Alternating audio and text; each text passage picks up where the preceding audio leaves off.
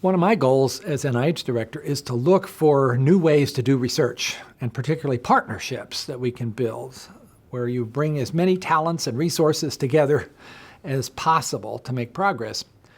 So we started an effort now 5 years ago to try to whip up some interest in that, and working with my colleagues at NIH and a number of leaders in the pharmaceutical sector, we ultimately settled on 3 areas that were ripe for this kind of partnership in a novel way. One was lupus. Another was Alzheimer's disease. Another was type 2 diabetes. Those 3 projects make up the Accelerating Medicines Partnership, which is now 1.5 years since its launch, and is a very exciting model. Scientists from the private and public sectors sit around the same table. They design the research, they implement it, and the costs are borne equally by public and private, and all the data is made accessible to anybody who wants to see what's happened. So it's an open access model. Right now, I would say we've actually exceeded all the milestones that were originally set for all 3 of these areas, so it's going extremely well.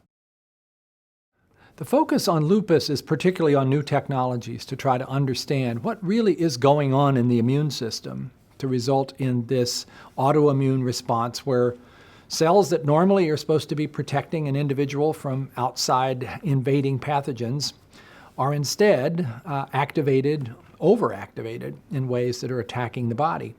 A big push right now is not to look at millions of cells at a time, but to look at individual immune cells, one at a time, with new technologies that allow you, in ways that we couldn't have imagined a few years ago, to really take apart what's going on here.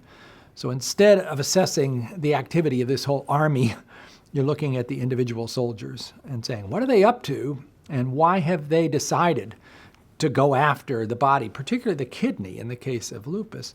What is triggering that, and what can we do about it?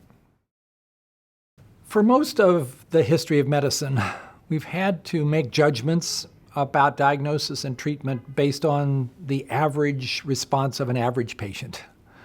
But none of us are all that average. We're all individuals. We all have differences based on genetics, environmental exposure, lifestyle, and so on. We'd love to get into the place where such decisions are made taking account of those individual differences. For lupus, we haven't really had the ability to figure out who among those who've been diagnosed with this condition needs which particular intervention. Which of those people are at highest risk for developing the kidney damage, which is clearly a major part of the illness. We're beginning to take that apart. I would call that precision medicine. If we had as much information as we'd like to have, maybe we could even predict before any symptoms appear, oh, that's somebody whose immune system is starting to run into overdrive. Let's slow it down before actual damage happens. 21st Century Cures Act is a bill that's now passed the House of Representatives, overwhelmingly, sponsored particularly by Fred Upton of Michigan and Diana DeGette of Colorado, but also much support from both parties, and which aims to try to get some of the obstacles out of the way that might otherwise slow down the development of new treatments and cures. Right now, if you send in your grant to NIH with your best idea, your chance of getting funded is about the lowest in history. It's about 17%. And we know that means a lot of great science is being left on the table. This proposal for additional funds from the 21st Century Cures wouldn't totally solve that, but it would be a big step in the right direction. It wouldn't shock me if the next big breakthrough in lupus turns out to arise from a field which none of us today would have predicted had anything to do with lupus, but there you have it. The body's really complicated. There are all these pathways. They intersect with each other. We're just beginning to learn how to use that information.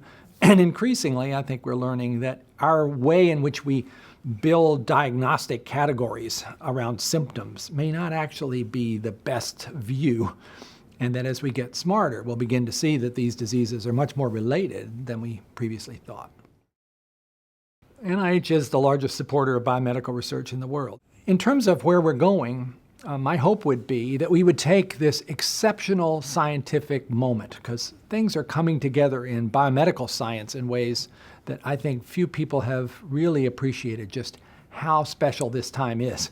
And combine that with the resources to be able to make it possible to go forward very quickly, to unleash all of the talent of those investigators out there who are ready to push back the frontiers and discover all kinds of things about what causes lupus and what can we do about it. What really matters is we want to find answers for people who are out there with illnesses that we don't have answers for. For me as a physician, that's really what drives me to get up in the morning and go at it again, is to try to figure out how do we find those answers as quickly as possible and give hope to people who are still waiting for that to happen. I'm at the National Institutes of Health, but I kind of like to think of it as the National Institutes of Hope. And people need that, but they don't need hope that's hollow and based upon imaginings. They want hope based on real potential of progress. That's what we can do. Science has never been at a more exciting juncture than right now. And yet at the same time, biomedical research in the US anyway, has never been at a more stressful circumstance than right now, because your chance, if you send a grant to us, of actually getting it funded is the lowest in history. And it's all the more reason why we have to work together and why we have to make unashamedly the advocacy for our case to be heard. We are in fact engaged in a noble enterprise. An enterprise that has the chance of saving lives and preventing suffering. And we should not be shy to make that case to anybody who's willing to listen.